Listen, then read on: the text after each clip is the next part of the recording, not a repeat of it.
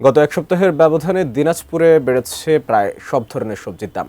টানা কয়েকদিনের বৃষ্টিতে বিভিন্ন এলাকা থেকে সবজির আমদানি কমে যাওয়ায় এই দাম বৃদ্ধি বলে জানিয়েছে ব্যবসায়ীরা।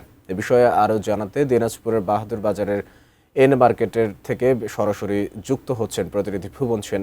ভুবন, বৃষ্টি বেশ কয়েকদিন ধরেই হচ্ছিল এবং আমদানি কম বলা হচ্ছিল। আসলে মূল কারণ কি? সব মিলিয়ে বাজারে সবজির দাম কেমন দেখছেন, সব মিলিয়ে জানাবেন।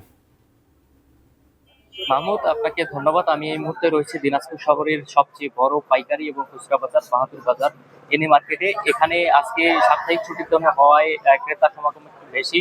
আমার পিছনেই দেখতে পাচ্ছেন যে ক্রেতা সমাগমের ভাগটাকে মুখর হয়ে উঠেছে এই সবজি বাজার। আজকে যেহেতু সাপ্তাহিক ছুটির দিন, সকাল থেকেই ক্রেতারা আসছেন, বিভিন্ন ধরনের সবজি তারা কিনছেন।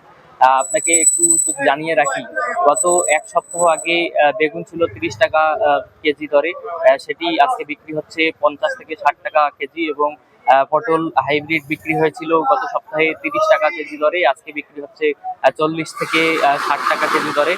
এবং যে বরবটি সেটি বিক্রি হচ্ছে 60 থেকে 80 টাকা কেজি দরে। এবং যে ঢোপা বেগুন সেটি বিক্রি হচ্ছে 60 টাকা কেজি দরে পাইকারি। যেই করলা এক সপ্তাহ আগে ছিল 30 টাকা, আজকে সেই করলা বিক্রি হচ্ছে কিন্তু পাইকারি দামে 50 টাকা কেজি দরে।